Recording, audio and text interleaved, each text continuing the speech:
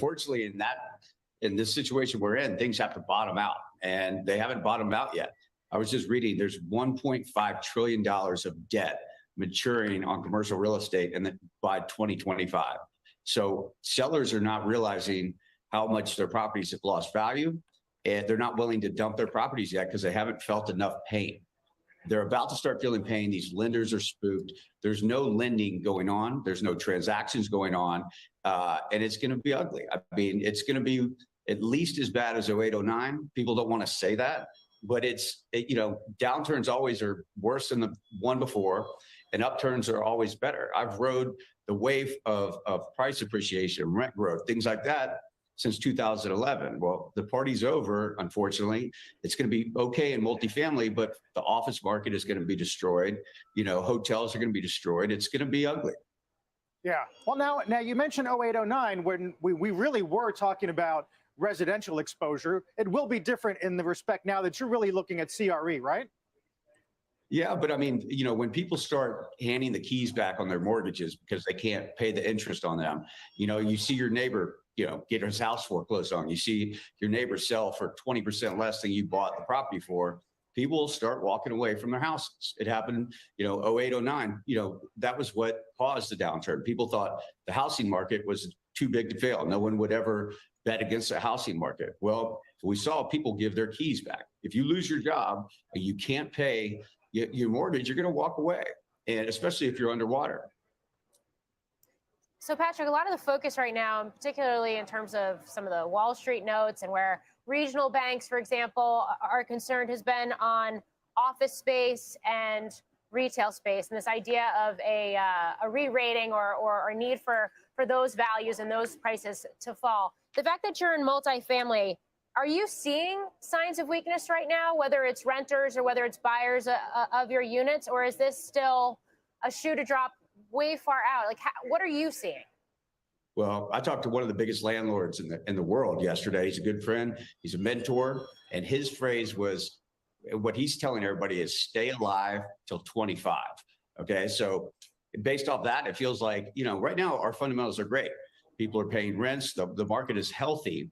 What you have is a liquidity crisis. You have no transactions. There's no debt available. Cap rates have expanded over 5%. A year ago, they were at 3%. So if you do the math, that's almost 40% drop in value. No lender is willing to lend because they don't know where interest rates are going. And no one knows how to value these properties because no one knows where real estate, valuations are ended up. It's all based on interest rates. Office is a double whammy. The fundamentals are terrible. After, COVID, people work from home. The work week is now Tuesday to Thursday. Okay. And so people are taking less office space. No one wants to lend on it. It's a disaster. At least in multifamily, the fundamentals are strong, and, I think they'll continue to be strong. Yeah, that is the one thing about this cycle that makes you think maybe it doesn't rhyme with priors, right? This idea that, look at the JP Morgan memo yesterday asking managing directors to come back for 5 days a week. How much of the total problem in office, how much would you assign to this notion that you never really return to full office capacity?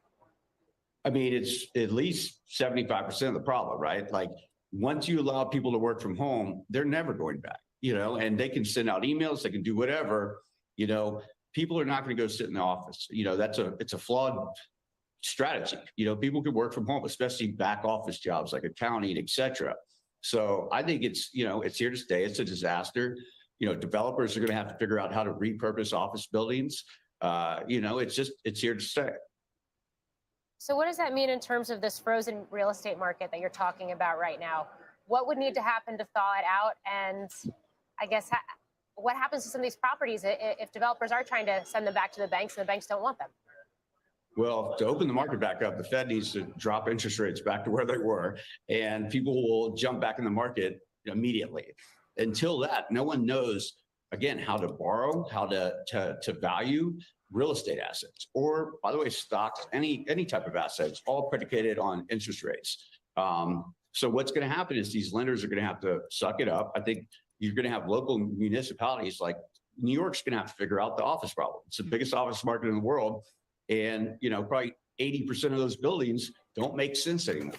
And so, I think you're going to have to see cities step in and incentivize developers to convert that to affordable housing or some better use. Hi, Cecily. I just switched my whole family to Verizon. Well, it is America's most reliable 5G